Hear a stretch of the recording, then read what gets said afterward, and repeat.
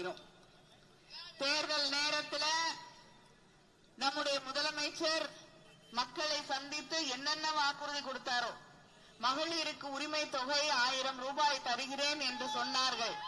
அதை நிறைவேற்றி இன்னைக்கு தமிழ்நாடு முழுவதும் 1,31,00,000 பெண்களுக்கு அந்த மகளிர் உரிமை தொகையை வழங்கி இருக்கக்கூடிய முதலமைச்சர் நம்முடைய முதலமைச்சர் அவர்கள். அது மட்டும் இல்லாம தேர்தல் நேரத்தில் ஏதாவது சூழ்ச்சி செய்து பிஜேபி தேர்தல் ஆணையம் இந்த 1000 ரூபாய் உரிமை தொகையை நிறுத்திட போறாங்கிறதுக்காக 1000ஐ 5000ஆக கொடுத்த முதலமைச்சர் நம்முடைய முதலமைச்சர் அவர்கள். அடுத்த முறை ஆட்சிக்கு வரப்போறது நம்ம தான், சந்தேகம் இல்லையா? ஆட்சிக்கு வந்தவுடன் 1000 2000ஆக உயர்த்தி வழங்கப்படும். 1000 2000ஆக உயர்த்தி வழங்கப்படும்.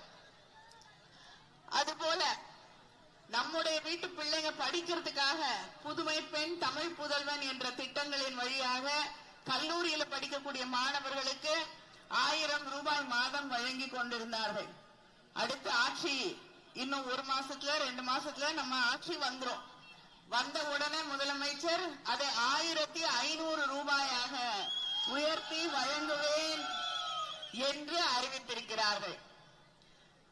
நம்ம வீட்டு பிள்ளைங்க படிச்சுட்டு ஒரு 2-3 மாசம் வேலை தேடணும் இல்லையா? கிடைக்கிறதுக்கு அந்த வேலை தேடக்கூடிய நேரத்துல அவங்களுக்கு வேலை கிடைப்பதற்கான பயிற்சிகள் வழங்கப்பட்டு அந்த பயிற்சி வழங்கக்கூடிய அந்த 6 மாசத்துல வேலை கிடைக்கிறதுக்கு காத்திருக்கக்கூடிய 6 மாதத்துல அவங்க மனம் சோர்வடைந்து விடக் கூடாது என்பதற்காக அந்த பிள்ளைங்களுக்கு மாதம் 1500 ரூபாய் வழங்குகிறேன் என்று சொல்லி இருக்கக்கூடிய முதலமைச்சர் நம்முடைய முதலமைச்சர் அவர்கள். லேப்டாப் அந்த திட்டத்தை நிறுத்தியது எடப்பாடி பழனிசாமி. மறுபடியும் அந்த லேப்டாப் திட்டத்தை கொண்டு வந்தது நம்முடைய முதலமைச்சர் முத்துவேல் கருணாநிதி ஸ்டாலின். அடுத்து ஆட்சி முடிஞ்சவுடன் அடுத்து தேர்தல் முடிந்தவுடன் நம்ம ஆட்சி பொறுப்பிற்கு வந்த பிறகு கிட்டத்தட்ட 35 லட்சம் இளைஞர்களுக்கு இளம் பெண்களுக்கு அடுத்த 5 ஆண்டுகளிலே லேப்டாப்புகள் வழங்கப்படும். விவசாயிகளுக்கு இலவச மின்சாரத்தை தந்தது தலைவர் கலைஞர் அவர்கள். நம்முடைய முதலமைச்சர் அவர்கள் அறிவித்திருக்கிறார்கள், ஆட்சிக்கு வந்தவுடனே 20 லட்சம் விவசாயிகளுக்கு மேல் பயன்பெறக்கூடிய வகையிலே எந்தவித மின் இணை கட்டணமும் இல்லாமல் அங்கே மீட்டர் இல்லாத மோட்டார் உங்களுக்கு வழங்கப்படும். மீட்டர் இல்லாத மோட்டார் உங்களுக்கு வழங்கப்படும். 20 லட்சம் விவசாயிகளுக்கு மேல் பயன்பெறக்கூடிய அந்த திட்டத்தின் வழியாக இப்படி யாருக்கு என்ன தேவை என்று உணர்ந்து ஆட்சி நடத்தி இருக்கக்கூடிய பெருமை திராவிட முன்னேற்ற கழகத்திற்கு, திராவிட மாடல் ஆட்சிக்கு இருக்கிறது. இல்லம் வீடு தேடி மருத்துவம் என்று எத்தனையோ திட்டங்கள் ஒவ்வொரு பகுதியிலும் நலக்காக்கும் ஸ்டாலின் சொல்லி மருத்துவ முகாம்களை உருவாக்கி தந்தது நம்முடைய இயக்கம். கேட்கலையா? கொஞ்சம் முன்னாடி சொல்றாங்க.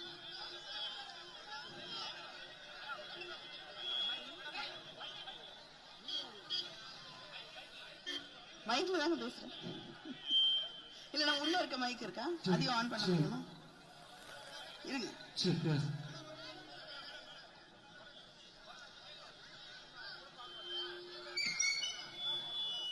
இப்ப கேக்குதா?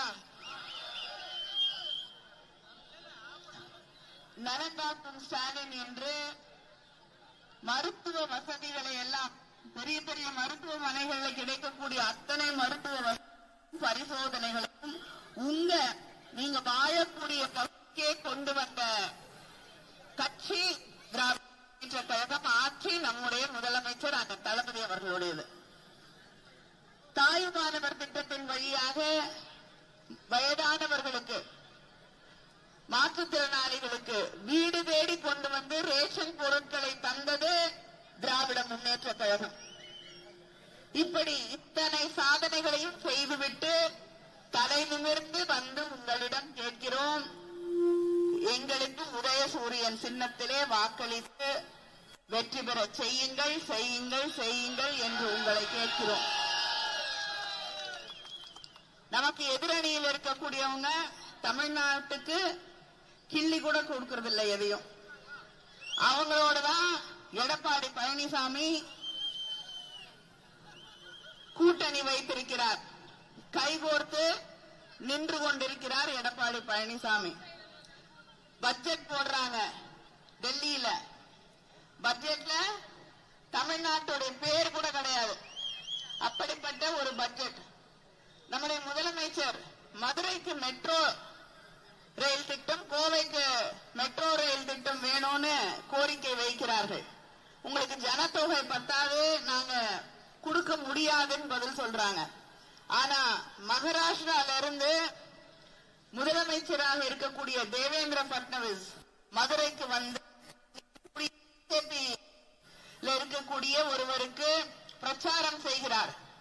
அவர் பிரச்சாரம் செய்யும் போது சொல்லுகிறார், நீங்க எங்களுக்கு ஓட்டு நாங்க மெட்ரோ திட்டத்தை கொண்டுட்டோம் அப்படின்னு. அப்ப என்ன அர்த்தம்? ஓட்டு போடலன்னா எந்த திட்டமும் கிடையாதா? எங்களுடைய முதலமைச்சர் ஆட்சி பொறுப்பேற்றுக் கொண்ட போது என்ன சொன்னார்? எனக்கு வாக்களித்தவர்களுக்கும் வாக்களிக்காதவர்களுக்கும் சேர்த்து நான் ஆட்சி தருவேன், அவர்களுக்கு நன்மைகளை செய்வேன் என்று சொன்ன முதலமைச்சர் எங்கே? எங்களுக்கு ஓட்டு போட்டாதான் மெட்ரோ ரயில் வரும் அப்படின்னு மிரட்டி பார்க்கக்கூடிய கூட்டம் எங்கே என்பதை நீங்கள் பார்த்துக் கொள்ள வேண்டும். இன்னைக்கு திடீர்னு வந்து எங்களுக்கு தமிழ்நாடு பிடிக்கும், எங்களுக்கு தமிழ் படிக்கணும்னு ஆசையா இருக்குன்னு பிரதமர் சொல்கிறார். அங்கே உள்துறை அமைச்சராக இருக்கக்கூடிய அமித்ஷா அவர்கள் சொல்கிறார்கள், பிஜேபிக்கு திடீர்னு தமிழ்நாட்டு மேல அக்கறை வந்துருச்சு. ஆனா பீகார்ல தேர்தல் நடந்த போது இதே பிரதமர் என்ன சொன்னாரு? தமிழ்நாட்டுல பீகார்ல இருந்து வேலைக்கு வரக்கூடியவர்களை பாதுகாப்பு இல்லை. தமிழ்நாட்டுல எத்தனை லட்சம் பேர் வந்து வேலை செஞ்சுக்கிட்டு இருக்காங்க, உங்களால வேலை கொடுக்க முடியல, அவங்க இங்க வந்து வேலை பார்த்துட்டு இருக்காங்க, அவங்களுக்கு பாதுகாப்பு இல்லை என்று பேசுகிறார். தமிழர்கள் அவர்களை பாதுகாப்பாக நடத்தவில்லை என்று பேசியவர் இங்க வந்து நம்ம கிட்ட ஓட்டு கேட்கிறாங்க. இதே பிஜேபி ஒரிசாவுக்கு போன பொழுது அங்கே முதலமைச்சரோடு பணியாற்றி கொண்டிருந்த பாண்டியன் அவர்களை பற்றி ஒரு தமிழன் இங்கே வந்து ஆட்சி செய்ய வேண்டுமா, இங்கே ஒரு தமிழன் அதிகாரம் செய்ய வேண்டுமா என்று கேட்டவர்கள் இன்னைக்கு தமிழ்நாட்டில் வந்து எங்களுக்கு ஓட்டு போடுன்னு கேட்கிறாங்க. இவர்களுக்கு மக்களை மொழியின் வழியாக, மக்களை வழியாக பிரிக்கக்கூடிய இவர்களுக்கு இந்த தேர்தலிலே நாம் சரியான பாடத்தை புகட்ட வேண்டும் என்பதை நாம் புரிந்து கொண்டு இந்த தேர்தலிலே வாக்களிக்க வேண்டும். இந்த தேர்தலின் நம்முடைய வெற்றி, இது நம்முடைய வெற்றி மட்டும் இல்ல. 100 நாள் வேலை மோடி ஆட்சிக்கு வந்த பிறகு 100 நாள் வேலை யாருக்கா சரியா வேலை கிடைக்குதா, சம்பளம் கிடைக்குதா? இல்லை. கொஞ்சம் கொஞ்சமா அதை குறைச்சுக்கிட்டே வந்து இப்பொழுது ஒரு சட்டம் கொண்டு வந்திருக்காங்க.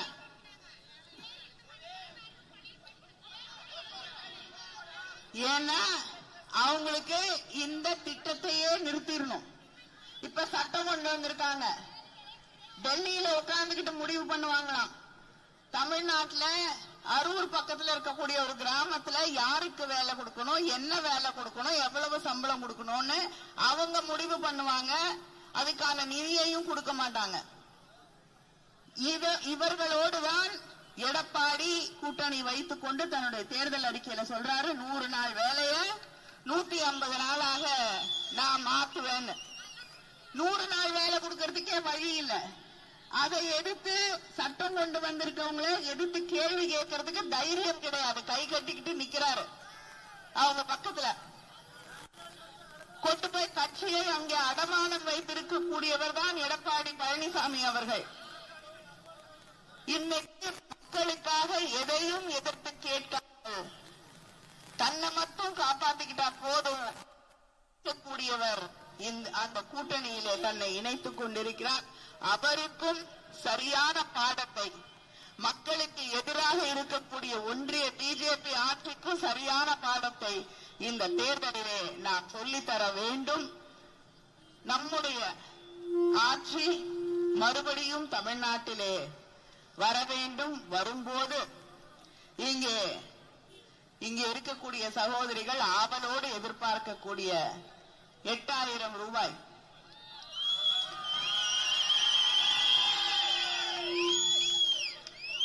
அந்த 8000 ரூபாய்க்கான கூப்பன் மத்தவங்க எல்லாம் சொல்றாங்க ஃப்ரிட்ஜ் கொடுக்கிறோம். நான் ஒன்னே ஒண்ணு உங்களுக்கு நினைவுபடுத்த விரும்புகிறேன். 2016 அதிமுகவுடைய தேர்தல் அறிக்கை நீங்க படிச்சீங்களா இல்லையான்னு எனக்கு தெரியாது. நான் படிச்சேன். திரும்பி போய் இப்ப தேர்தல் நேரத்தில் படிச்சு பார்த்தேன். அதுல 27வது பக்கத்துல எல்லாருக்கும் செல்போன், குடும்ப அட்டைதாரர்களுக்கெல்லாம் நான் செல்போன் கொடுக்கிறேன் அப்படின்னு சொன்னாரு. ஆட்சி பொறுப்புல இருந்தாங்களா? கொடுத்தாங்களா? யாருக்கும் கிடைக்கல. யாராவது ஒருத்தருக்கு உங்களுக்கு தெரிஞ்ச யாருக்காக கிடைச்சதா? இதுதான் எடப்பாடி பழனிசாமியோட வாக்குறுதி. சொன்ன வாக்கை மாத்தி பேசக்கூடியவர், சொன்னதையே மறந்துட்டு பேசக்கூடியவர் தான் எடப்பாடி பழனிசாமி. தலைவர் கலைஞர் அவர்கள் வண்ண தொலைக்காட்சி பெட்டி கொடுக்க இன்னும் வேலை செய்தா?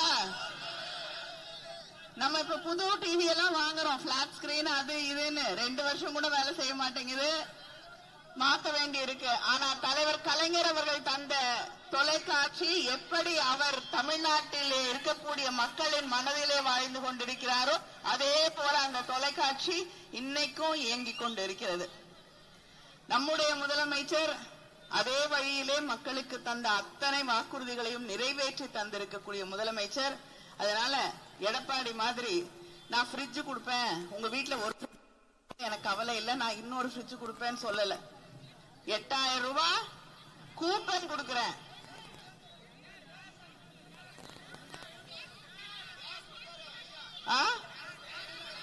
கேஸ் கொடுத்தாங்க, தலைவர் கலைஞர் அவர்கள் கொடுத்தார்கள். அதுவும் எப்படி 2 பர்னர் இருக்கக்கூடிய கேஸ் ஸ்டவ். ஏன்னா நீங்க சீக்கிரம் சமையல் முடிச்சுட்டு வீட்டை விட்டு வெளியில வந்து மற்ற வேலைகளை கத்துக்கணும் பார்க்கணுங்கிறதுக்காக 2 டபுள் பர்னர் கேஸ் ஸ்டவ் கொடுத்த தலைவர் தான் தலைவர் கலைஞர் அவர்கள்.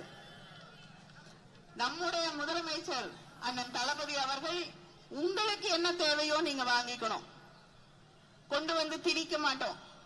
உங்களுக்கு ஃப்ரிட்ஜ் வேணும்னா 8000 ரூபாய் கூப்பன் கொடுத்து ஃப்ரிட்ஜ் வாங்கலாம். இல்லையா வாஷிங் மிஷின் வாங்கலாம்.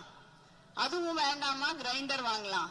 உங்களுக்கு எது தேவை என்று நீங்கள் நினைக்கிறீர்களோ அதை வாங்குவதற்கான அந்த கூப்பனை வவுச்சரை தரக்கூடிய முதலமைச்சர் நம்முடைய முதலமைச்சர் அண்ணன் தளபதி அவர்கள். இந்த அரூர் சட்டமன்ற தொகுதியில நாம் செய்திருக்கக்கூடிய சாதனைகள் மிக நீண்ட பட்டியல். என்னால முடிந்த அளவுக்கு படிக்கிறேன். ஏன்னா தளபதி அவர்களுடைய சாதனைகளை எல்லாம் படிக்க வேண்டும் என்றால் படிச்சுக்கிட்டே இருக்கலாம். ஏன்னா ஒவ்வொரு வீட்டு கதவை தட்டி அவர்களுக்கான திட்டங்களை தந்திருக்கக்கூடிய ஆட்சி.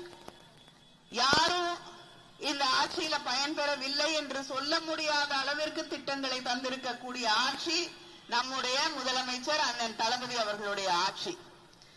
அரூர் சட்டமன்ற தொகுதியில கலசப்பாடி 9 மலைகளுக்கு 2 கோடி மதிப்பீட்டில் புதிய தார் சாலை அமைக்கப்பட்டுள்ளது. நீண்ட நாளாக உங்களுடைய கோரிக்கை. தர்மபுரியிலிருந்து ஆரூர் வழியாக திருவண்ணாமலை செல்லும் இருவழி தடமாக இருந்த சாலை 48 கிலோமீட்டர் நீளத்துல 410 கோடி மதிப்பீட்டுல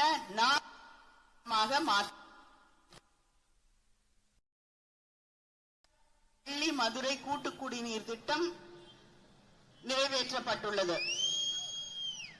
13.69 கோடி மதிப்பீட்டுல ஆரூர், கடத்தூர், காரிமங்கலம், கம்பை, நல்லூர், பாப்பிரெட்டிப்பாளையம், பாப்பாரப்பட்டி, மரண்டஹள்ளி மற்றும் பொன்னாகரம் ஆகிய பேரூர்களில் 18.321 கிலோமீட்டர் நீளம் உள்ள சாலை அமைக்கப்பட்டுள்ளது.